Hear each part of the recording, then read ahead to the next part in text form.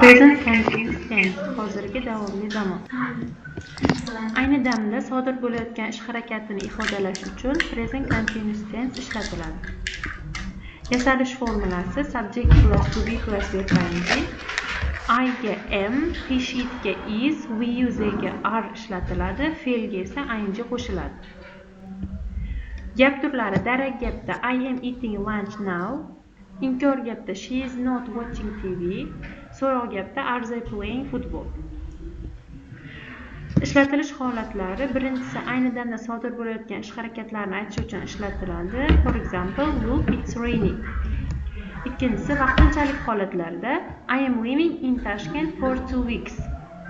Uchinchisi kelajakdagi aniq rejalashtirilgan ish harakatlarini aytish uchun we are meeting at 6 p.m. tomorrow.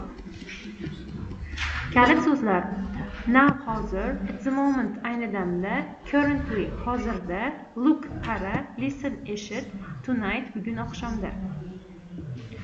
Spellingdagi qoidalar, imlo qoidalar bizda agar fe'l i bilan tugasa, unga ing qo'shganimizda i harfi tushib qoladi. Qisqa unli plus undosh bilan tugasa, run, running, swim, swimming kabi fe'llarda oxiriga kelgan undosh ikkilanadi. Ya'ni ikkita bo'ladi. Agar bir bo'g'inli fe'l i harflari bilan tugasa, i harflari y harfiga o'zgaradi. For example, die. Endi bizda stativ fe'llar bor. Bular tuyg'ular va fikrlar va egalikni bildiruvchi fe'llar hech qachon ing olmaydi. Ular simple zamonlarda ishlatiladi. For example, I am liking pizza. Bu xato, to'g'ri versiyasi I like pizza hisoblanadi. Xo'p, quizlari, tekshirish uchun gaplar, listen is the birds.